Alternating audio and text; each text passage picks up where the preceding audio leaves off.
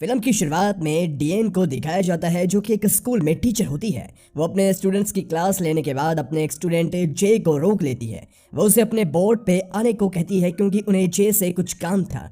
जे भी अपने teacher DN को काफी पसंद करता था, इसलिए वो उन्हें मना नहीं कर पाता। वहीं सिंथिया नाम की एक लड़की जे को काफी पसंद करती है। उसे जे का डीएन के ज्यादा करीब जाना पसंद नहीं होता, इसलिए वो जे को अपने घर स्टडी करने के लिए बुलाती है, मगर जे मना कर देता है। उनके ग्रुप में मार्टिन नाम का एक लड़का होता है जो कि सिंथिया को पसंद करता था, मगर सिंथिया उससे भाव नहीं देती थी। इसके बाद सीन शिफ्ट होता है बोर्ड पे, जहां जे बोर्ड को कलर कर रहा था और उसकी टीचर उसे बस देख रही थी। कुछ देर बाद वो जे को किस करने लगती है, जिससे जे घबरा कर वापिस जाने लगता है, लेकिन डीएन उसे रोक कर उसके साथ इंटीमेट होती है। जे उससे पूछता है कि वो उसके साथ ये क्यों कर रही है। तब डीएन जवाब देती है कि वो जे को पसंद करती है और उस पर भरोसा भी करती है। अब थोड़ी देर बाद जे डीएन को बताता है कि उसे पर्सनल काम के लिए कुछ पैसों की ज़रूरत है। तब डीएन उसे पैसे देने के लिए तैयार हो जाती है, मगर वो बदले में एक काम करवाना चाहती है। इसके बाद डीएन घर जाकर सारी बात अपने हस्बैंड माइकल को बताती है। वो माइकल से कहती है कि जब वो माइकल की स्टूडेंट थी तब उसने डीएन से वादा किया था कि अगर वो उससे शादी कर लेगी तो वो उसे बहुत सारी जगह घुमाने के लिए ले जाएगा। पर शादी के बाद तो उसकी मॉम और ग्रैंडमा ने उन्हें घर से ही निकाल दिया है और उनके पास इतने सारे पैसे होने के बावजूद वो उन्हें पैसे नहीं देती है। वो अभी यंग है और अपनी लाइफ को एंजॉय करना चाहती है। अगले दिन जे डीएन के पास आता है और उसके पैसे लौटाने लगता है। वो डीएन का काम करने से मना कर देता है, मगर डीएन पैसे वापस नहीं लेती। तभी वहाँ डीएन का हस्बैंड माइकल आ जाता है।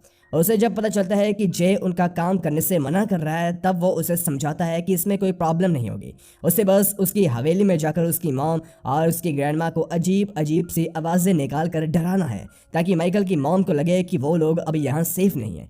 तब माइकल और डीएन उनसे बात करेंगे कि अब उन्हें उसे घर में नहीं रहना चाहिए, क्योंकि उनके लिए रिटायरमेंट होम से सेफ जगह कोई नहीं होगी।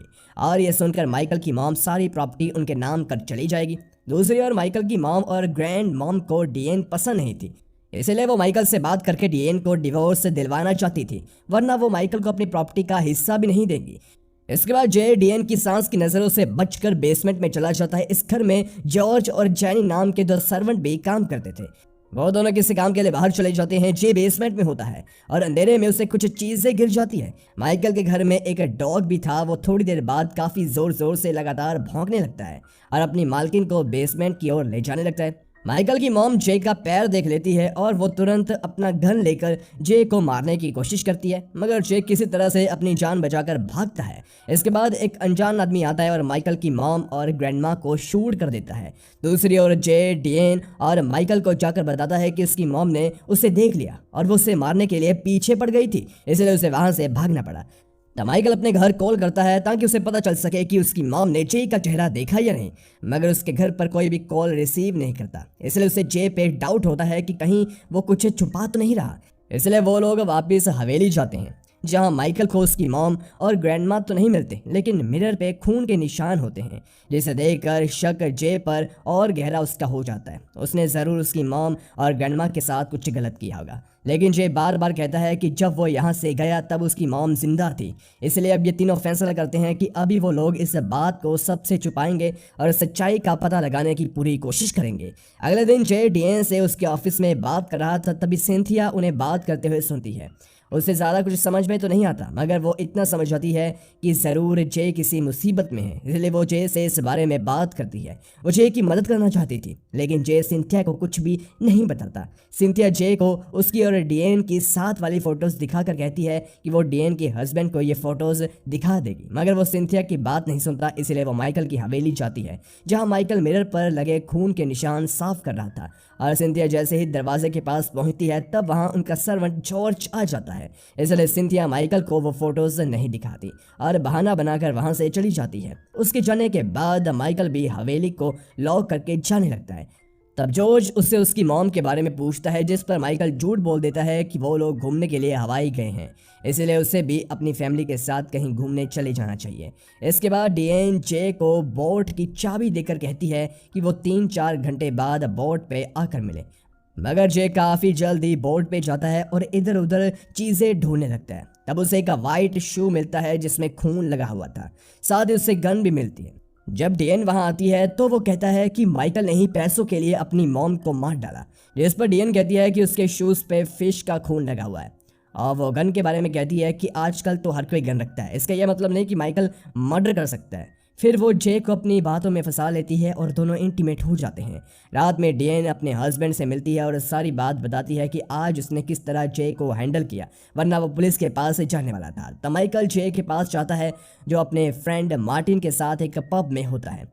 वो बात करने के लिए जे को पब से बाहर ले जाता है और उससे कहता है कि हवेली में जे के फिंगरप्रिंट्स और फुटप्रिंट्स भी हैं, इसलिए अगर वो पुलिस के पास जाएगा तो खुद बुरी तरह से फंस जाएगा। इसलिए उसी रात जे फिर से हवेली जाता है। उसने जिन भी चीज़ को छुआ होता है उन पर से अपने फिंगरप्रिंट्स मिटाने लगता है। इसके बाद वो हवेली में घूमकर देखने लगता है। उसे लगता है कि शायद उसे कोई एविडेंस मिल जाएगा, मगर तभी अचानक से एक आदमी उस पर हमला करता है जिसने चेहरे पर एक मास्क लगाया हुआ था, इसलिए वो उसे पहचान नहीं पाता। मगर जे अपनी जान बचाकर भागने लगता है। हालांकि वो अनजान शख्स जे पे कई बार गोली भी चलाता है, लेकिन जे वहां से भागने में कामयाब हो गया था और अगले ही दिन में वो डीएन को सारी बात बताता है। दूसरी तरफ सिंथिया फिर से माइकल की हवेली जाती है जहां दरवाजा पहले से ही खुला था। वो माइकल को ढूंढने लगती है, तभी अचानक से एक आदमी सेंटा क्लॉज की ड्रेस में उनके पास आता है और सिंथिया को बुरी तरह से पीटने लगता है। रात में सिंथिया के दोस्तों ने एक पब में मिलने का प्लान बनाया होता है, लेकिन वहां सिंथिया नहीं आती, इसलिए उसके एक फ्रेंड उसे कॉल भी करती है, मगर सिंथिया कॉल रिसीव नहीं कर पाती।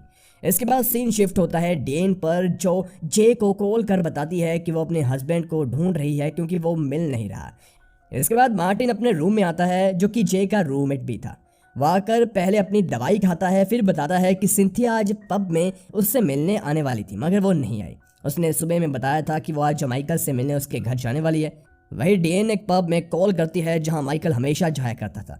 माइकल वहीं जॉर्ज के साथ होता है, मगर वो बारटेंडर से उसके बारे में डीएन को बताने से मना कर देता है। लेकिन थोड़ी देर में डीएन उस पब के पास आती है और देखती है कि माइकल जॉर्ज को पैसे दे रहा था, जिसके बाद जॉर्ज वहां से चला जाता है।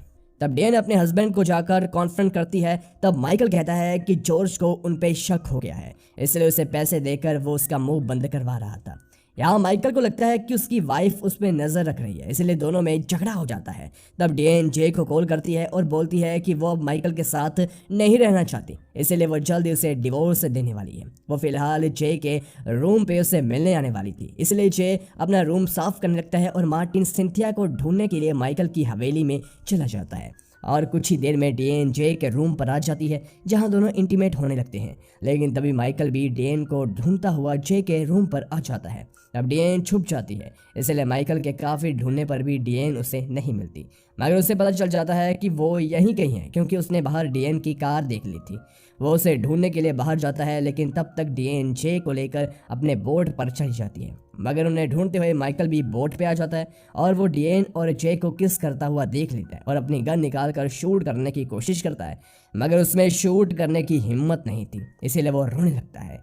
तभी पीछे से कोई आकर माइकल को जान से मार देता है। आवाज़ सुनकर डीएन और जे वहां आते हैं। वो लोग किलर को पकड़ने की कोशिश करते हैं, पर वो वहां से भाग जाता है और भागते हुए वो माइकल की हवेली में आता है, इसलिए वो दोनों भी पीछे पीछे माइकल की हवेली में चले जाते हैं। तब जॉर्ज किलर से आकर पूछता है कि वो अब तक कहाँ था, उसने अपनी मॉम के साथ क्या किया है।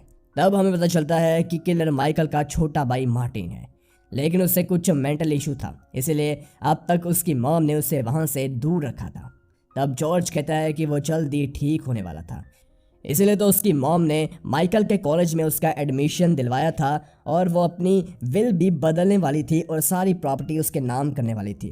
तब मार्टिन कहता है कि सभी लोग बस पैसा और प्रॉपर्टी पाना चाहते हैं, मगर कोई भी उससे प्यार नहीं करता है, इसलिए वो जॉर्ज को भी जान से मार देता है।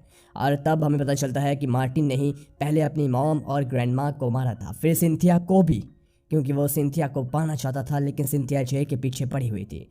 अब इतने देर में जे और डीएन भी हवेली में आ जाते हैं और जे उस हवेली से बंदूक लेकर किलर को ढूंढने लगता है। जब डीएन अपने सास के रूम में जाती है, वहां एक एल्बम पड़ा था, जिसे देखकर डीएन को समझ आता है कि मार्टिन माइकल का स्टेप ब्रदर है। दरअसल मार्टिन उसकी सास और जॉर्ज का नाजायज बेटा है। वहीं पर मार्टिन की एक मेडिकल रिपोर्ट भी होती है। डीएन उसे पढ़ने लगती है, तभी उसकी नज़र पर्दे के पीछे छिपे किलर पर पड़ती है। वो धीरे से पर्दा हटाती है, पर वहाँ किलर नहीं बल्कि जॉर्ज की डेड बॉडी थी। तब वो लोग मार्टिन को ढूंढने लगते हैं और इसी दरमियान उन्हें सिंथिया की डेड बॉडी भी मिलती है। फिर उन्हें उस घर का डॉग मिलता है जो उन्हें बेसमेंट में ले जाता है जहां माइकल की मॉम और ग्रैंडमा की डेड बॉडी थी। इसके बाद मार्टिन डियन को भी जान से मारने के लिए आता है, लेकिन जे से शूट कर देता है और मार्टिन की मौत हो जाती है। इसके बाद सीन कुछ महीने बाद शिफ्ट होता है जब सारी प्रॉपर्टी डियन के नाम हो चुकी थी और वो जे के साथ हवाई घूमने जा रही थी। और जिसी के साथ हमारी ये फिल्म यहीं पर ख़त्म हो जाती है। गाइस, वीडियो अच्छी लगी हो तो वीडियो को लाइक कीजिए। ऐसे ही वीडियोस के लिए हमारे चैनल को सबसे पहले सब्सक्राइब कीजिए। धन्यवाद।